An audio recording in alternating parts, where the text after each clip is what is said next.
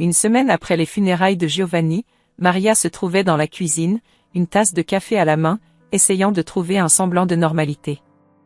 C'est alors qu'elle entendit un léger bruit à la porte. En ouvrant, elle trouva une lettre, soigneusement scellée, avec le nom de Giovanni inscrit sur l'enveloppe. Son cœur se serra, mais elle prit une profonde inspiration et ouvrit la lettre. À l'intérieur, une clé était attachée à une note. Les mots de Giovanni résonnèrent dans son esprit, « Lis ceci sans que nos fils le découvrent ». Maria se sentit envahie par une vague de confusion et de curiosité. Pourquoi Giovanni lui aurait-il laissé une lettre après sa mort, et pourquoi insister pour que Luca et Marco ne le sachent pas? Elle se souvenait clairement des funérailles. Luca et Marco avaient refusé d'y assister, chacun enfermé dans sa propre douleur et rancœur. Leur absence avait laissé un vide immense, rendant la journée encore plus insupportable. Maria avait espéré que ce moment de deuil les rapprocherait, mais au lieu de cela, il avait creusé un fossé encore plus profond entre eux. Déterminée à comprendre les intentions de Giovanni, Maria suivit les instructions de la lettre. L'adresse indiquée la mena à une maison abandonnée à l'extérieur de la ville, un endroit qu'elle n'avait jamais vu auparavant. Le bâtiment, en ruine, semblait avoir été déserté depuis des années. Elle poussa la porte grinçante et entra, son cœur battant à tout rompre. À l'intérieur, la maison était plongée dans l'obscurité, avec seulement quelques rayons de lumière filtrant à travers les fenêtres cassées. Maria scruta chaque recoin, se demandant où pouvait se trouver le coffre mentionné dans la lettre. Après quelques minutes de recherche, elle aperçut une vieille table renversée dans un coin. En dessous, elle distingua les contours d'un coffre poussiéreux. Avec une hésitation palpable, Maria s'agenouilla et inséra la clé dans la serrure. Le coffre s'ouvrit avec un clic sourd. À l'intérieur, elle découvrit une série de lettres soigneusement rangées et des documents attachés avec un ruban rouge. Elle prit une des lettres et commença à lire. Les premiers mots de Giovanni la bouleversèrent. « Ma chère Maria, si tu lis ceci, cela signifie que je ne suis plus là pour te protéger. » Les émotions montèrent en elle, un mélange de tristesse, de colère et de confusion. Pourquoi Giovanni lui avait-il caché ces choses? Elle parcourut rapidement les autres lettres et documents, mais ce qu'elle découvrit ne faisait qu'ajouter à son désarroi. Les lettres révélaient des aspects de la vie de Giovanni dont elle n'avait jamais eu connaissance.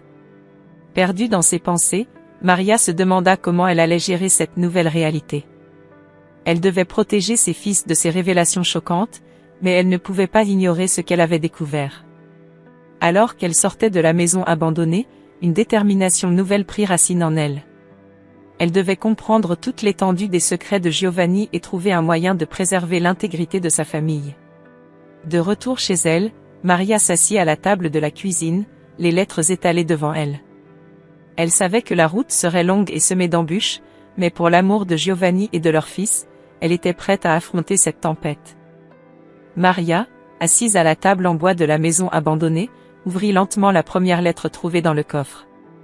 Ses mains tremblaient légèrement alors qu'elle déroulait le papier jauni par le temps. À mesure qu'elle lisait, ses yeux s'élargissaient de stupeur. « Ma chère Maria, commençait la lettre, si tu lis ceci, cela signifie que je ne suis plus de ce monde. Je suis désolée pour le poids que je te laisse, mais il est crucial que tu connaisses toute la vérité. » Maria sentit un frisson parcourir son échine. Giovanni, son défunt mari, avait mené une double vie?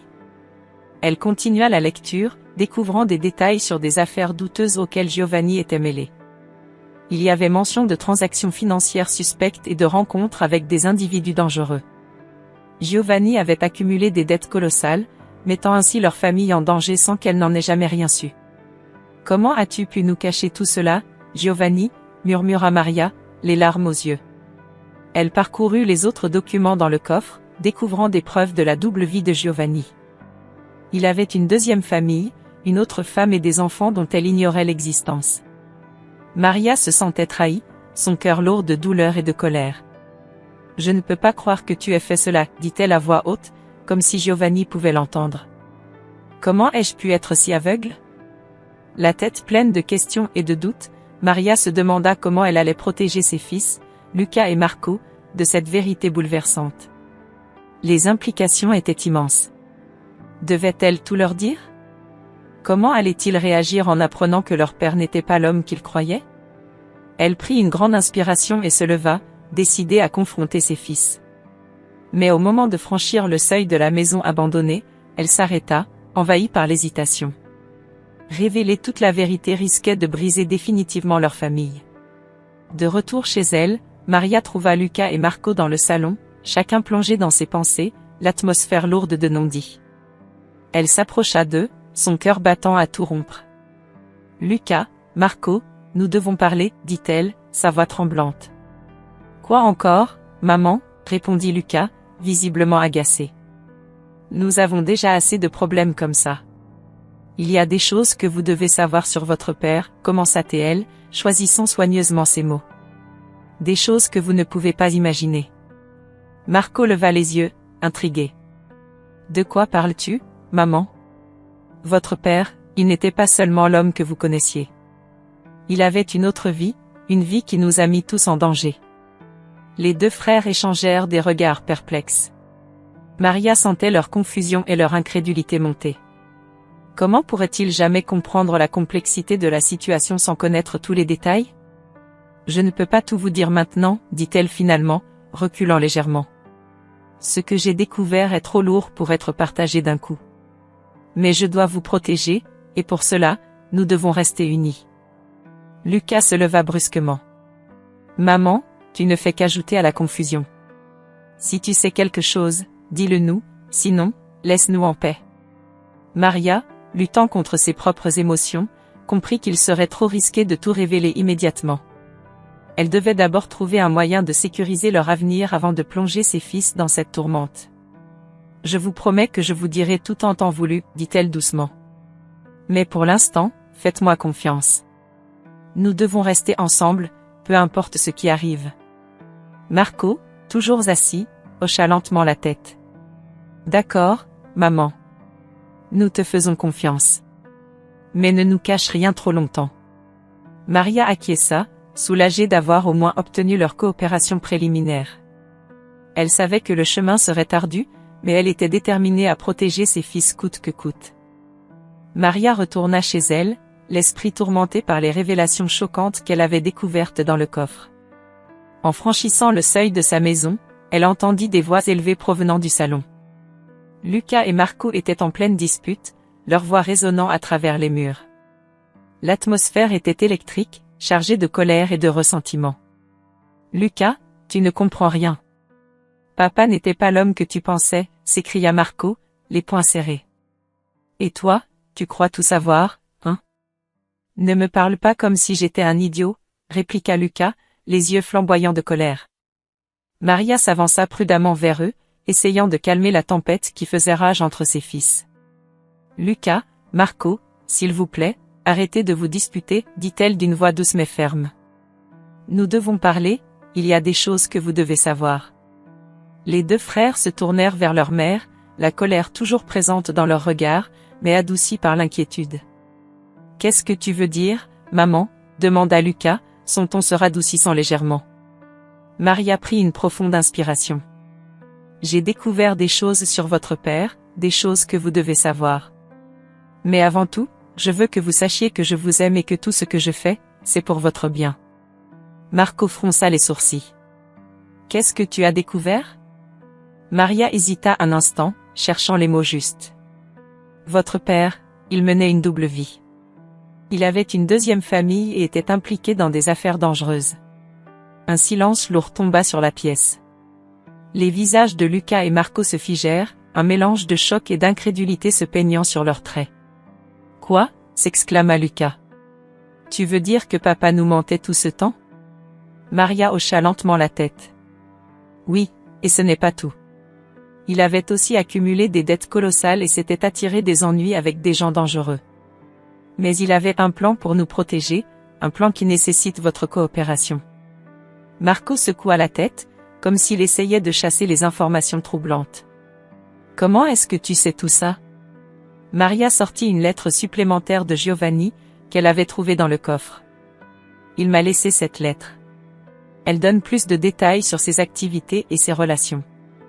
Il avait prévu un moyen de nous protéger, mais nous devons travailler ensemble. » Luca prit la lettre des mains de sa mère et la lut rapidement, ses yeux s'élargissant au fur et à mesure qu'il absorbait les informations.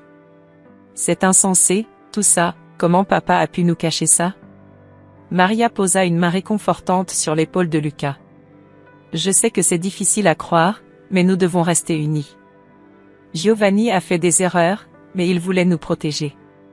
Nous devons suivre son plan.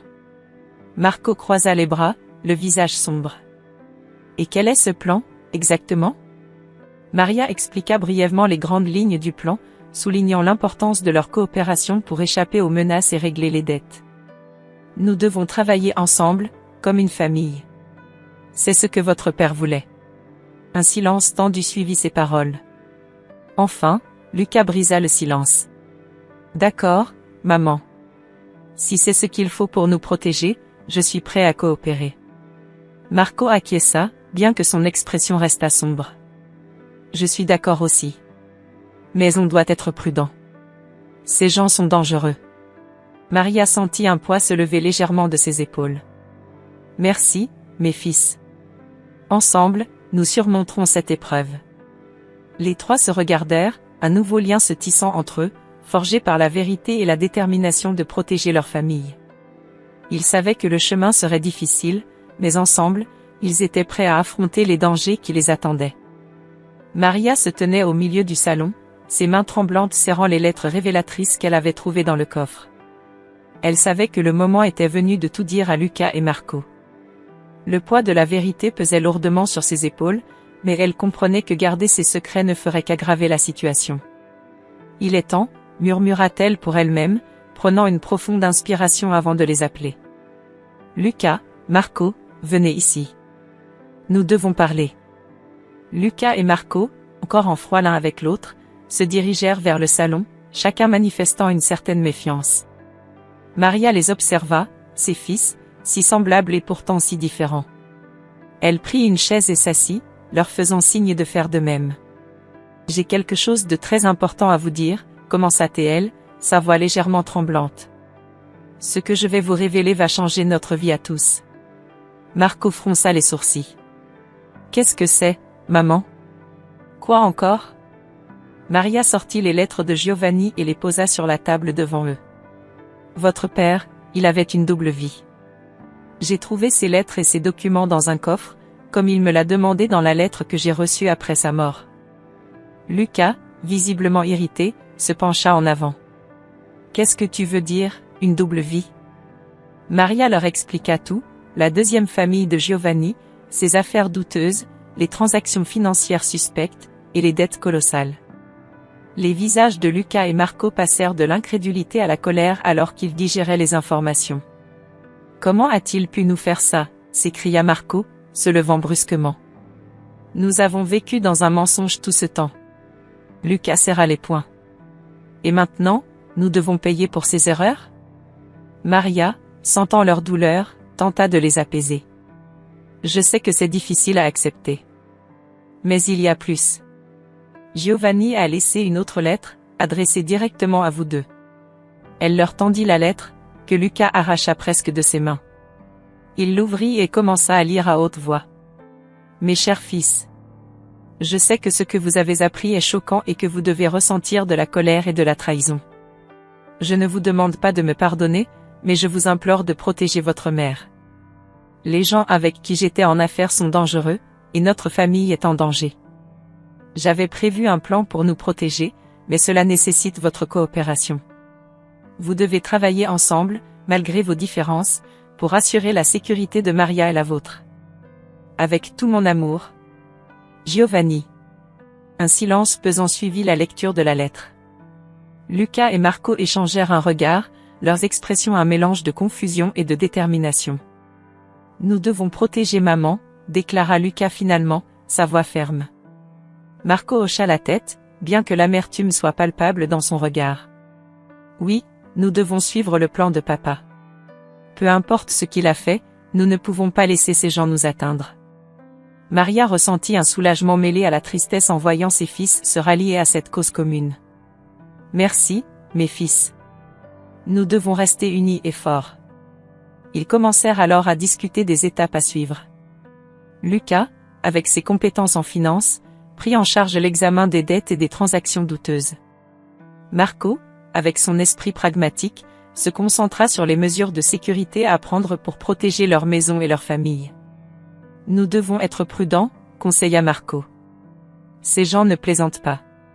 Maria les regarda travailler ensemble, une lueur d'espoir brillant dans ses yeux. Pour la première fois depuis longtemps, elle sentit que, malgré les révélations choquantes et les défis à venir, ils avaient une chance de surmonter cette épreuve. Ensemble, ils pouvaient affronter les dangers et reconstruire leur vie, même si le chemin serait long et ardu. Alors qu'ils continuaient à élaborer leur plan, une détermination nouvelle naquit en eux.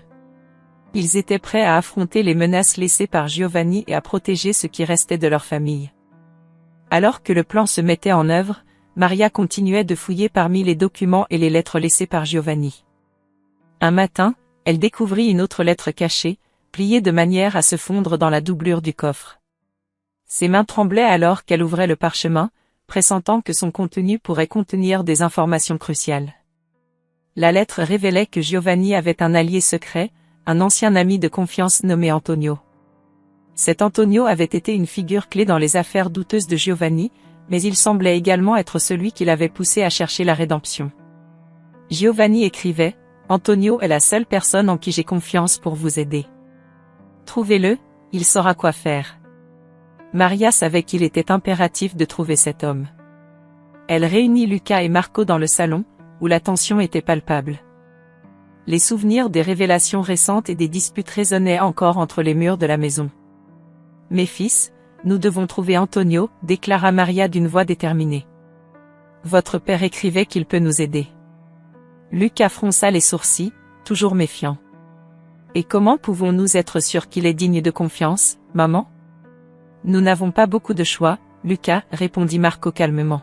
« Si papa lui faisait confiance, nous devons au moins essayer. » Ils entreprirent de localiser Antonio, et après quelques jours de recherches intensives, ils trouvèrent enfin une piste.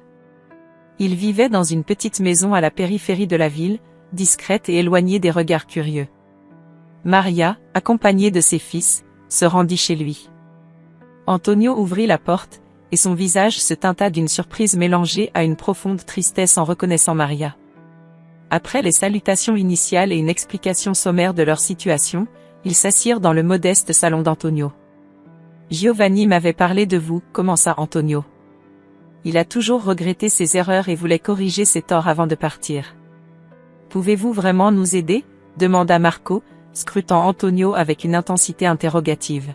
« Oui, » répondit Antonio. Giovanni et moi avions prévu un plan pour régler les dettes et éloigner les menaces. Mais cela nécessitera un acte de foi de votre part.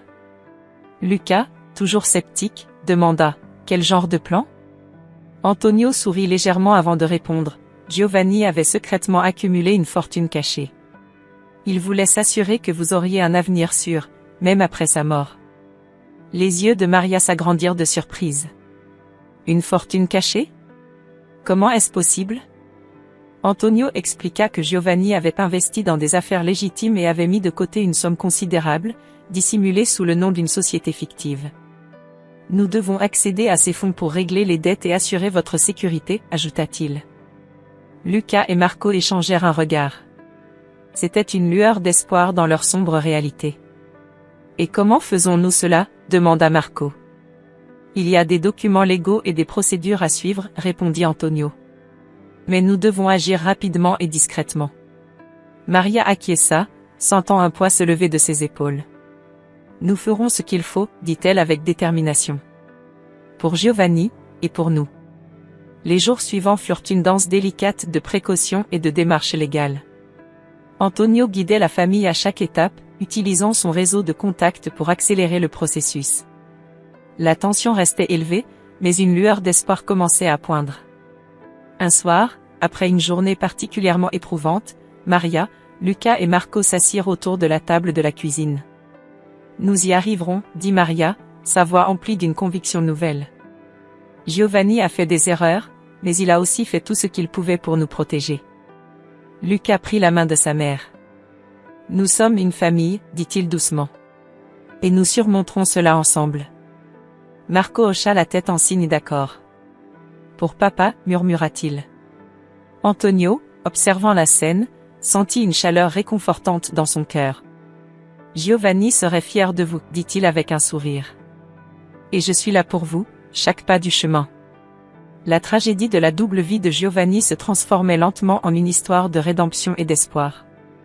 La famille, unie dans l'adversité, commençait à entrevoir un avenir plus sûr, honorant ainsi la mémoire d'un homme complexe qui, malgré ses erreurs, avait cherché à protéger ceux qu'il aimait le plus. Si vous avez suivi jusqu'ici, abonnez-vous à la chaîne pour plus d'histoires émouvantes et captivantes comme celle-ci.